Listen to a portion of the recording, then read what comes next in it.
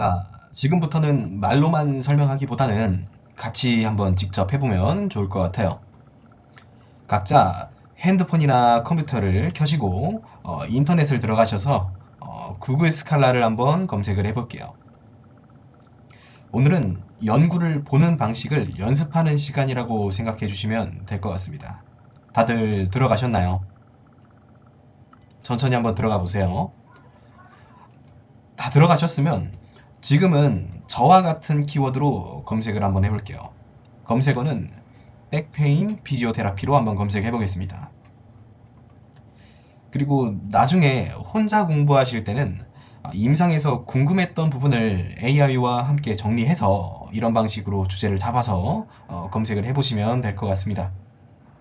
오늘은 그 전체 과정을 처음부터 끝까지 저와 같이 한번 연습해보는 시간이라고 생각해 주시면 될 것 같아요. 자, 이렇게 검색을 하시게 되면 화면에 보이시는 것처럼 관련된 연구들이 쭉 나열되는 것을 확인하실 수가 있어요.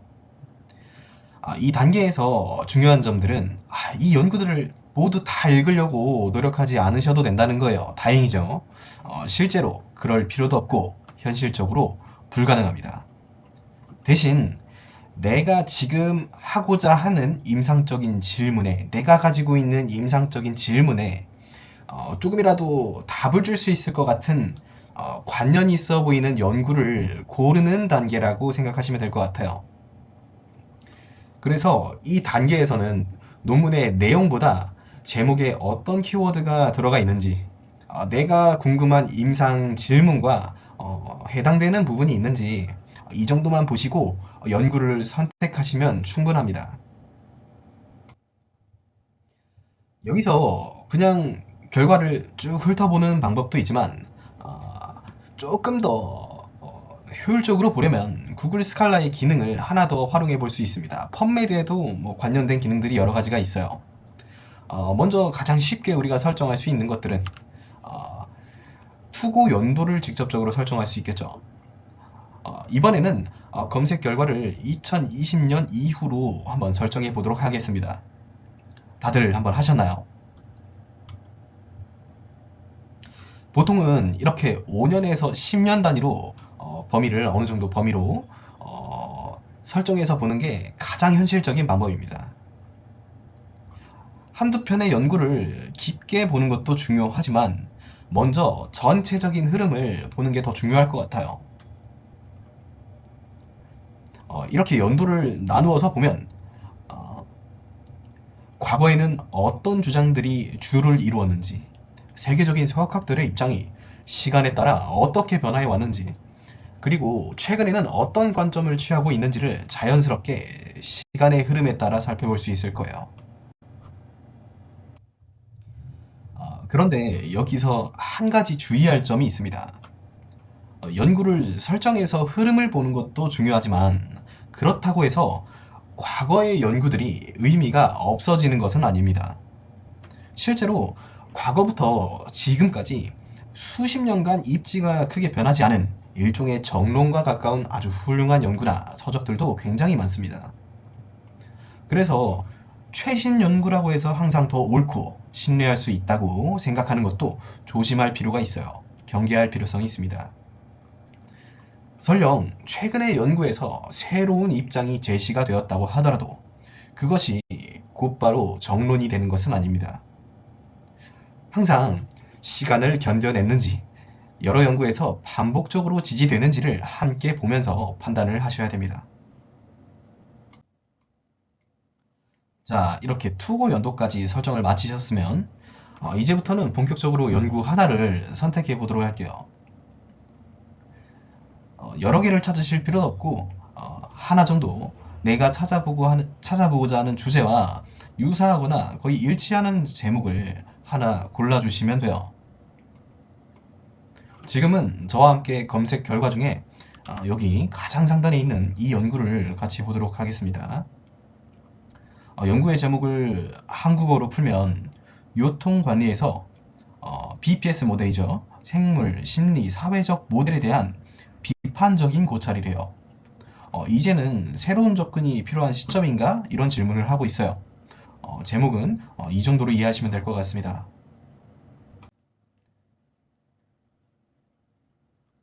자, 지금 화면에 보이는 이 붉은색 상자 안에 있는 연구 제목, 이거를 한번 클릭해 볼게요. 이렇게 연구 제목을 클릭을 하시면 구글 스칼럽 화면을 벗어나서 해당 연구가 실제로 게재된 저널 웹사이트로 이동하시게 될 거예요. 다들 같은 화면으로 이동되셨나요? 천천히 한번 이동을 해볼게요. 여기로. 이제부터는 이 저널 페이지를 기준으로 연구를 어떻게 읽어야 하는지를 하나씩 살펴볼 거예요. 자, 그럼 여기서 질문 하나를 드려볼게요. 이 단계에서 가장 먼저 해야 될 건 뭘까요? 무작정 논문을 처음부터 끝까지 읽는 걸까요? 아닙니다. 그렇게 연구를 읽기 시작하면 시간도 많이 들고 집중력도 금방 떨어지고 대부분 끝까지 읽지도 못해요. 사실 이 단계에서 가장 먼저 해야 할 일은 바로 abstract, 초록을 먼저 확인하는 거예요. 초록.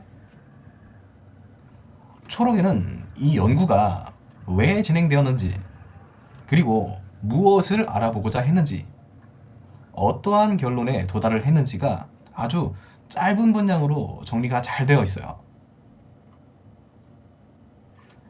그래서 초록을 읽는다는 건 이 논문이 내가 지금 가진 임상 질문에 이 내 질문에 답이 될 가능성이 있는지 가장 먼저 확인하는 과정이라고 보시면 될 것 같아요. 만약 이 단계에서 이건 내가 찾던 내용이 아닌데 라고 판단이 되면 그 논문은 과감하게 넘어가셔도 됩니다. 관련성이 없다면요. 즉, abstract는 이 연구를 읽을지 말지를 결정하기 위한 1차 선별 과정이라고 이해하시면 될 것 같습니다. 자, 지금 보이시는 게 이 논문의 초록의 부분입니다. 먼저 여기 초록이죠. 이 목적부터 같이 볼게요. 첫 문장부터 이렇게 시작을 하죠. 요통이 전 세계적으로 장애를 유발하는 가장 큰 원인 중에 하나라고 이야기하고 있어요. 그리고 바로 이어서 익숙한 이야기들을 하고 있는데 요통관리에서 BPS 모델, 이 모델을 사용하고자 하는 주장은 이미 널리 받아들여지고 있다. 그죠? 여기까지는 새로운 이야기는 아닌 것 같아요. 그런데 다음 문장에 하지만 물리치료 영역에서 BPS 모델이 정확히 무엇을 의미하는지 그리고 어떻게 적용하는지에 대해서 여전히 명확한 합의가 없대요. 쉽게 말하자면 다들 BPS 모델 말은 하는데 각자 쓰는 방식이 다르다는 게 그런 문제를 제기하고 있어요. 그래서 연구의 목적은 명확하죠. 물리치료 분야들에서 요통관련 문헌들이 실제로 BPS 모델을 어떤 방식으로 구현하고 있는지를 살펴보겠다. 이 문장 하나만 봐도 이 연구가 효과 검증에 대한 연구가 아니라 개념과 적용 방식을 비판적으로 들여다보는 연구라는 것을 알 수가 있어요. 다음은 이제 연구 방법입니다. 메소드를 이야기하고 있네요. 방금 말씀드렸듯이 이 논문이 실험 연구가 아니라 크리티컬 리뷰라는 점입니다.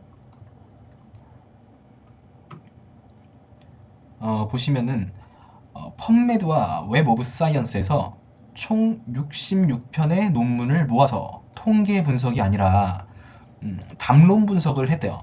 즉 어떤 언어와 관점으로 BPS를 이야기하고 있는가를 분석을 한 연구라는 뜻이겠네요. 자, 이제 리서트 결과죠. 결과에 대한 부분을 볼 건데 여기서 연구진들은 요통과 관련된 물리치료 문헌들에서 BPS 모델이 어떻게 사용되고 있는지 4가지 정도로 구분을 했어요.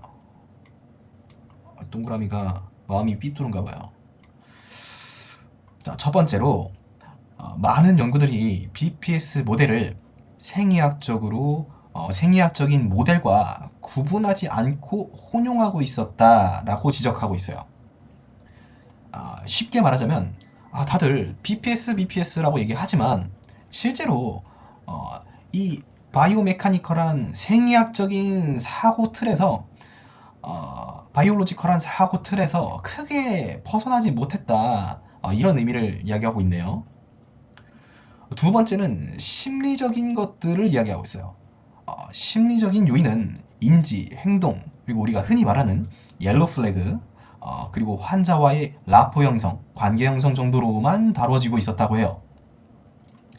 그러니까 심리적인 요소가 굉장히 다양한데 사람의 이 심리가 굉장히 다양하잖아요. 근데 상당히 제한된 방식으로만 단순화돼서 사용되고 있었다는 거예요. 또 세 번째는 반대로 사회적인 맥락에 대한 언급은 거의 없었다고요. 가족, 직장, 사회적인 역할, 경제적, 제도적 같은 환경, 보다 넓은 사회적인 요인들은 연구 안에서 거의 다뤄지지 않았다고 해요. 그리고 네 번째는 문화, 권력관계, 그리고 의료 시스템 안에서의 위치 같은 더 확장된 요소들은 대부분의 연구에서 거의 주목받지 못했다, 이런 이야기들을 하고 있습니다. 이것들이 결과 파트에서 연구진들이 요약한 핵심적인 관찰이에요. 자, 이제 결론을 볼게요. 연구진들의 결론은 명확해요. 현재 물리치료 연구와 임상에서는 BPS 모델을 사용한다고는 하는데 실제로는 사회적, 문화적, 제도적인 요소들이 충분히 통합되지 못하고 있다, 이런 이야기들을 하고 있어요. 그러니까 BPS 모델을 이야기는 하는데 제대로 못 쓰고 있다, 이런 이야기들을 하고 있는 거죠. 그리고 그 결과 현재의 BPS 모델만으로는 요통 환자의 복잡성을 충분히 설명하거나 다루기 어려울 수 있으며 모델 자체에 대한 재고와 재정의가 필요할 수 있다, 이런 이야기를 하고 있습니다. 그러니까 우리가 과거부터 지금까지 요통에 대한 LBP에 대한 원인으로 여러 가지들을 제시를 했잖아요. 그 LBP를 해결하기 위한 방법론들을 여러 가지들이 발전을 해왔는데 최근에는 BPS 모델이 많이 곽광을 받았는데 이것도 마냥 정답은 아닌 것 같더라, 이것도 한계가 너무 명확하더라, 이런 이야기인 것 같아요. 그래서 새로운 모델에 대한 정의를 하고 싶다, 필요성이 있다, 이런 이야기들을 하고 있습니다. 여기까지가 이 논문의 초록에서 우리가 가져가야 할 정보의 전부인 것 같아요. 그래서 이제 이 논문을 더 깊게 읽어볼지 아니면 여기서 멈추고 이거는 내 질문의 답이 아닌 것 같아 라고 생각을 하고 다음 논문으로 넘어갈지에 대한 판단은 여러분들의 임상 질문에 따라 결정하시면 될 것 같아요. 자, 이렇게 초록을 먼저 확인하고 나서 이 연구는 내가 가진 질문에 어느 정도 답을 줄 수 있겠다, 조금 더 자세히 읽어볼 만 하겠다라는 생각이 든다면 저는 방금 연구를 되게 좀 흥미롭게 봤어요. 나중에 한번 더 읽어볼 것 같아요, 자세히. 그런데 일단 이제는 본격적으로 원문을 읽기 전에 몇 가지 거쳐야 할 과정들이 있어요. 우리가 고기를 먹을 때도 그냥 고기다 하고 먹는 게 아니라 고기면 이게 닭인지 소인지 돼지인지 어떤 고기인지 알아보려고는 하잖아요. 심지어 원산지가 어딘지, 또 등급은 어떠한지, 신선도는 어떤지 이런 것들 한 번쯤은 확인하잖아요. 연구들도 마찬가지예요. 내용이 그저 흥미롭다고 해서 곧바로 들어가기보다 이 연구가 얼마나 신뢰할 수 있는 연구인지 그걸 먼저 확인해 볼 필요성이 있겠죠. 그걸 위해서 가장 먼저 살펴봐야 할 지표가 바로 사이테이션 카운트, 우리말로 하면 인용수입니다. 즉, 이 연구가 다른 연구자들에 의해서 얼마나 자주 참고되고 얼마나 많이 인용되었는지를 확인하는 단계라고 보시면 돼요. 맛집 리뷰 같은 거예요. 우리가 맛있는 집은 리뷰가 굉장히 많잖아요. 배달의 민족에서 주문을 하더라도 리뷰가 많은 곳을 선택을 하겠죠. 그죠? 별점이 높은 곳, 리뷰가 많은 곳을 선택을 할 거잖아요. 똑같은 과정이라고 보시면 될 것 같아요. 또 일반적으로는 다른 연구자들이 이 연구를 자주 인용했던 건 그만큼 연구의 질문이 의미가 있었거나 방법론이 굉장히 탄탄했거나 결과가 학문적으로 참고할 가치가 있었을 가능성이 높다는 뜻이겠죠. 그래서 보통은 인용수가 많을수록 상대적으로 신뢰도가 높고 잘 수행된 연구였을 가능성이 크다고 판단할 수 있겠어요. 물론 이게 절대적인 기준은 아니지만 연구를 선별하는 첫 번째 필터로는 굉장히 유용한 지표라고 보시면 될 것 같아요. 다만 여기서 한 가지 꼭 짚고 넘어가야 할 점이 있어요. 인용수는 반드시 상대적으로 해석해야 된다는 점이에요. 무슨 말이냐면 내가 검색한 주제 자체가 연구가 많지 않은 영역이라고 하면 인용수가 상대적으로 적을 수밖에 없어요. 그래서 인용수가 적다고 해서 이 연구는 질이 낮네 라고 판단하는 것은 적절하지는 않아요. 즉 단순히 숫자만 보는 게 아니라 같은 주제 안에서 이 인용수가 어느 정도 수준인지를 판단하시면 될 것 같아요. 또 한 가지는 연구가 언제 발표되었는지도 함께 고려해야 될 것 같아요. 바로 어제 이 연구가 투고되었다고 한다면 이 연구를 인용해서 다른 연구를 하기에는 물리적인 시간 자체가 부족했을 수가 있겠죠. 그래서 최근에 발표된 최신 연구일수록 시간적인 한계 때문에 아직 인용이 많이 쌓이지 않았을 가능성도 항상 염두에 두셔야 한다는 거예요. 그 다음으로 확인해야 할 작업은 이 연구가 어느 저널에 등재된 연구인지를 확인하는 거예요. 그러니까 소속이 어디냐 이런 거를 묻는 거라고 보시면 될 것 같아요. 연구의 질을 판단할 때 가장 먼저 확인해야 하는 기본 정보 중에 하나라고 보셔도 될 것 같습니다. 아마 다들 들어는 보셨을 것 같습니다. 사이언스와 네이처 들어보셨을 거예요. 셀도 유명하죠. 네. 이 저널들은 전 학문 분야를 통틀어서 최상위 저널로 분류되고 단순히 논문이 실리는 것만으로도 연구자에게는 굉장히 큰 성과로 여겨집니다. 하지만 여기서 한 가지 중요한 점이 있습니다. 의학연구, 특히 임상연구는 사이언스나 네이처에 자주 실리지 않습니다. 그러니까 의학연구는 의학연구를 전문적으로 다루는 저널들이 따로 존재하기 때문이에요. 그래서 의학 분야에서도 랜싯, 저널 오브 메디신, 자마 이런 저널들이 훨씬 더 핵심적인 위치를 차지하고 있고 또 엘스비어도 굉장히 다른 체계지만 핵심적인 위치를 차지하고 있어요. 이 저널들은 의학 임상 연구들을 전문적으로 평가하고 임상적인 의미와 영향력을 중요하게 보는 것들이라고 생각하시면 될 것 같아요. 자, 방금까지는 이 연구에 대한 소속, 즉 저널을 확인했잖아요. 이제는 이 저널에 대한 소속, 저널의 체계에 대해서 이야기를 정리를 좀 해볼게요. 보통 학술 저널은 SCI 그리고 SCI-E 그리고 ESCI 이렇게 구분이 됩니다. 그리고 스코퍼스라는 엘스비어만의 체계가 또 있어요. 자, 하나씩 쉽게 예를 들어드릴게요. 자, 먼저 SCI입니다. 이 SCI 여기는 먼저 오랜 기간 동안 학문적으로 영향력과 인용도를 기준으로 매우 엄격한 평가를 받아온 전통적인 최상위 저널군을 의미를 합니다. 다음은 SCI-E예요. 여기는 SCI의 기본적인 평가 기준을 유지하면서도 전자저널을 포함해서 조금 더 넓은 범위의 저널들을 포함한 체계라고 이해하시면 될 것 같아요.